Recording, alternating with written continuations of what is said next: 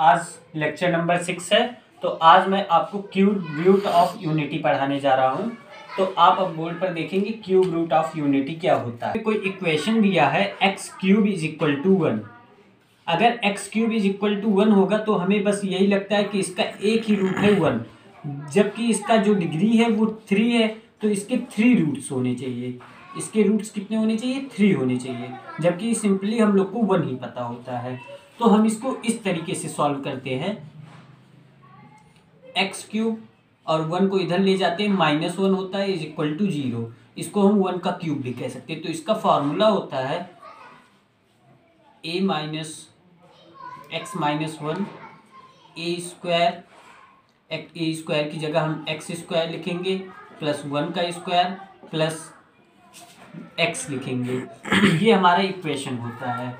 इस इक्वेशन को हम इस तरीके से लिख सकते हैं x minus 1 x square plus x plus 1 is equal to 0।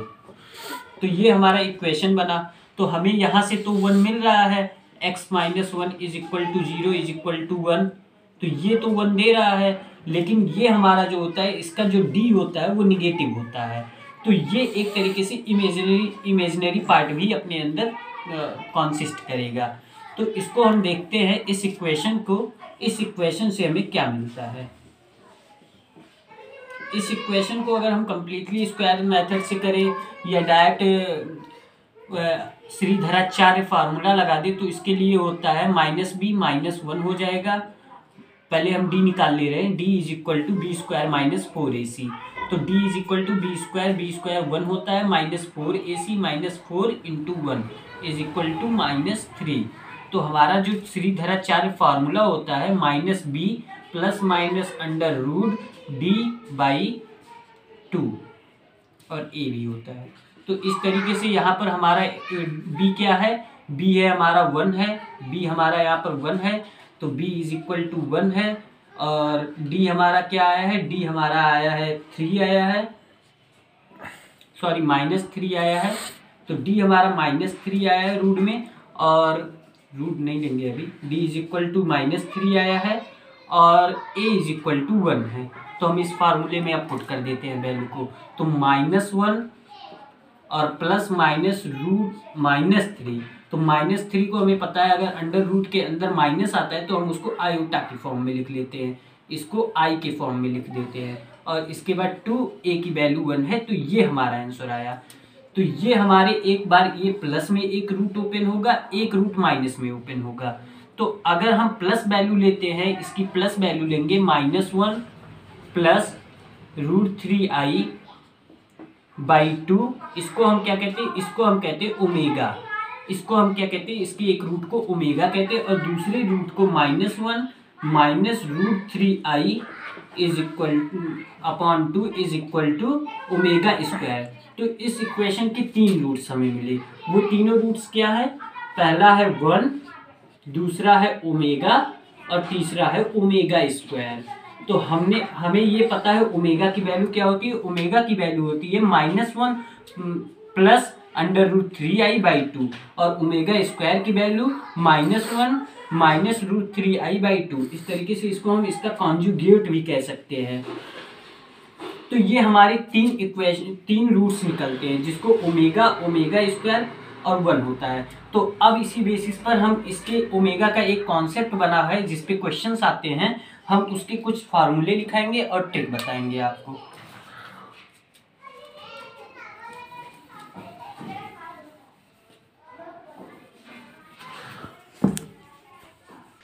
इसका एक रूट है 3 रूट।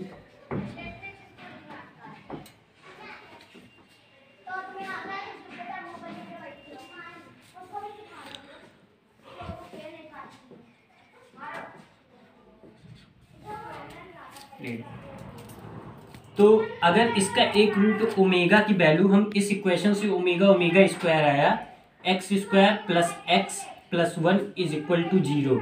अगर इसमें हम ओमेगा की वैल्यू इसका, क्योंकि ये एक रूट है तो इसको सेटिस्फाई करेगा, तो हमारा एक इक्वेशन बनता है omega square plus omega plus 1 is equal to 0। तो ये एक इम्पॉर्टेंट फार्मूला है, omega square plus omega plus 1 is equal to 0। दूसरा फार्मूला हमारा क्या बनता है, अगर ओमेगा की पावर 3 होगी, अगर ओमेगा की power 3 integral multiple of m होगा तो वो वैल्यू हमेशा 1 आती है, वो वैल्यू हमेशा 1 आती है। थर्ड फार्मूला हमारा है, अगर ओमेगा की पावर 3m प्लस n है तो पहला तो 1 हो जाएगा, 1 हो जाएगा, 3 की पावर इंटीग्रल मल्टीपल 1 हो जाती है और ओमेगा की पावर n बचेगी, तो इसका फॉर्मूला बनेगा, अगर 3m प्लस n हो जाता है तो ओमेगा की पावर n आता है। इसी तरीके से अगर हम 3 कॉन्जिक्यूटिव लगातार ओमेगा की पावर n प्लस ओमेगा की power n plus 1 plus omega की पावर n प्लस 2, अगर 3 लगातार कॉन्जिक्यूटिव वैल्यू ले लेते हैं तो उसकी वैल्यू हमेशा 0 आती है। जैसा कि हमने आयोटा में लिया था, उसकी आयोटा की पावर 4 1 होती है, इसमें ओमेगा की पावर 3 1 होती है। 3 का इंटीग्रल मल्टीपल, तो उसमें हमने 4 कॉन्जिक्यूटिव सम को लिया था तो 0 आया था, इसमें ओमेगा की 3 कॉन्जिक्यूटिव वैल्यू को हम लेंगे तो 0 आएगा। सिमिलरली अगर हमें दिया है ओमेगा प्लस ओमेगा की पावर n प्लस ओमेगा की पावर 2n, इस तरीके से दिया है, तो हम क्या करेंगे, इज इक्वल टू, इसके दो वैल्यूज आएंगे। इसकी पहली वैल्यू अगर 3 का इंटीग्रल मल्टीपल हो, 3 का इंटीग्रल मल्टीपल हो, अगर ये जो n है, n जो है वो इज इक्वल टू 3m, 3 का इंटीग्रल मल्टीपल हो, तो इसकी वैल्यू हमेशा क्या आएगी, 0 आएगी। और अगर इसकी वैल्यू क्या, इसकी वैल्यू अगर 3 का इंटीग्रल मल्टीपल ना हो, सॉरी, अगर 3 इंटीग्रल मल्टीपल ना हो, 3 इंटीग्रल मल्टीपल ना हो तो इसकी वैल्यू हमेशा 3 आएगी। इसके हम बेसिस पर एक एग्जांपल आपको करा दे रहे हैं। जैसे एक क्वेश्चन दिया है 1 प्लस ओमेगा की पावर 27 और प्लस ओमेगा की पावर 54, तो इसकी वैल्यू हम डायरेक्ट क्या कह सकते हैं, ये देखो ये n है तो ये 2n है, लेकिन ये 3 का मल्टीपल है तो इसकी वैल्यू डायरेक्ट हम क्या कह सकते हैं, 0 आएगी। और अगर 1 प्लस ओमेगा की पावर 2 प्लस ओमेगा की पावर 4, तो इसकी वैल्यू हमेशा क्या आएगी, सॉरी ये नहीं होगा, 1 plus omega square plus omega की पावर 4, इस तरीके से है, तो इसकी वैल्यू क्या होगी, 1 प्लस, गलत हुई है, सॉरी बच्चों यहाँ पर मिस्टेक हो गई। तो अगर n का इंटीग्रल मल्टीपल 3 से होगा तो वो वैल्यू हमेशा 3 देगी, और अगर 3 का इंटीग्रल मल्टीपल नहीं होगा तो वो 0 देगी। जैसे इस वाले एग्जांपल में इसकी वैल्यू 1 आएगी, ये ऑलरेडी 1 है, इसकी वैल्यू 1 आएगी तो ये 3 देगा। और जबकि अगर हम इसको देखें, ये 3 इंटीग्रल मल्टीपल नहीं है, लेकिन ओमेगा की पावर 2 ओमेगा की पावर 4 इस फॉर्म में, तो इसकी आंसर हमेशा 0 ही आएगी। तो इस तरीके से इसमें थोड़ी मिस्टेक हुई।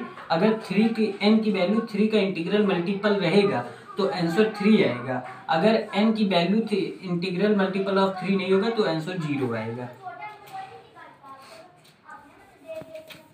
ये एक और तरीके से ये वाला फार्मूला बन गया।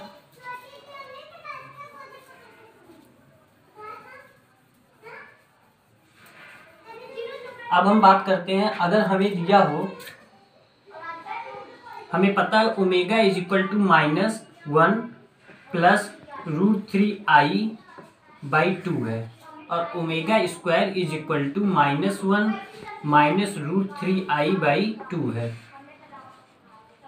ये हमारा किसका फॉर्मूला बना, x square plus x plus 1 का, इससे इसके रूट्स ये दोनों आए।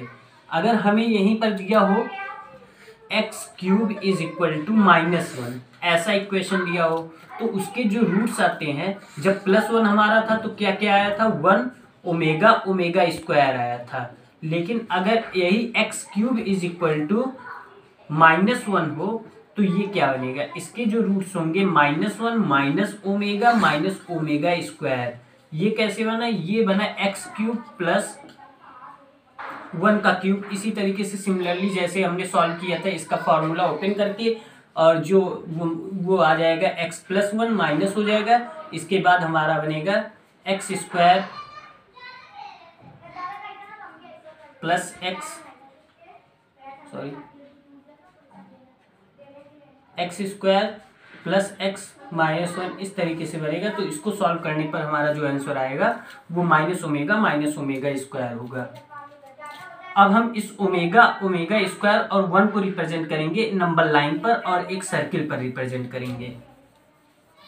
तो जो ये ओमेगा स्क्वायर होता है ये इस तरीके से एक सर्किल को रिप्रेजेंट सर्किल के सरकमफेरेंस पर आता है। जैसे अगर ये 1 हो, यहाँ पर ओमेगा आएगा क्योंकि देखो x माइनस और उसका कॉन्जुगेट यहाँ पर आएगा। तो अगर ये सर्किल बनेगा, सर्किल नहीं बन रहा है मुझसे लेकिन सर्किल ही बनेगा, इसको एक सर्किल बना दें, इसको यहाँ से जॉइंट कर दे, इसको यहाँ से जॉइंट कर दे, ओमेगा स्क्वायर और इसकी वैल्यू 1।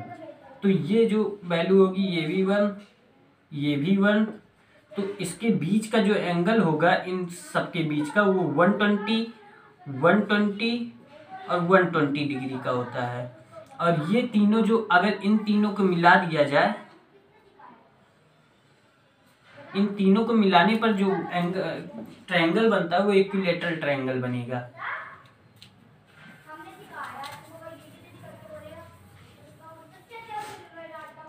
इसी तरीके से हम बहुत से ट्रांसफॉर्मेशन करते हैं इसमें ओमेगा की वैल्यू में। जैसे ओमेगा की वैल्यू को हम इस तरीके से भी रिप्रेजेंट करते हैं 1 प्लस -1 प्लस I√3/2। अगर इसमें हम आई ओमेगा कर दें, आई ओमेगा आई से मल्टीप्लाई कर दें तो माइनस आई और माइनस माइनस ये इधर जाएगा, ये माइनस हो जाएगा तो -√3/2 हो जाता है। और सिमिलरली अगर हम आई ओमेगा स्क्वायर करेंगे तो -i प्लस √3/2 हो जाता है। तो कई जगह पर ऐसे इक्वेशंस दे देता है, जैसे हमें दे देगा -i माइनस √3/2 की पावर 90 प्लस क्वेश्चन है ये -i प्लस √3 की पावर 2 की पावर 90। इस तरीके से अगर हमें क्वेश्चन दे दिया जाए, इसको सॉल्व करके हमारी वैल्यू फाइंड करनी रहेगी। तो इसमें हम डायरेक्ट क्या करेंगे, आई ओमेगा की पावर 90 प्लस आई ओमेगा स्क्वायर की पावर 90 डायरेक्ट कर देंगे। ओमेगा की आई की पावर 90 और ओमेगा की पावर 91 ही होगा। और इसी तरीके से आई की पावर 90 और ओमेगा स्क्वायर की पावर 180 भी 1 होगा। तो इस तरीके से 2i की पावर 90 जो कि 4 का मल्टीपल, इसको 4 से डिवाइड करेंगे। इसके बाद 4 2 जा 8 और 4 2 जा 8 आई स्क्वायर हो जाएगा, आई स्क्वायर। तो 2i square is equal to -2 इसका आंसर आएगा। इस तरीके से आज के लिए इतना ही। इसके बाद हम आपको पढ़ाएंगे इसी कॉम्प्लेक्स नंबर में जो हमारा जियोमेट्री पार्ट होता है उसको हम बताएंगे कैसे कैसे इसकी जियोमेट्री होती है, कैसे इसके ट्रायंगल बनेंगे, किस तरीके से सर्कल को रिप्रेजेंट करता है कोई भी कॉम्प्लेक्स नंबर, किस तरीके से पैराबोला को रिप्रेजेंट करता है, किस तरीके से हाइपरबोला को रिप्रेजेंट करता है। Thank you.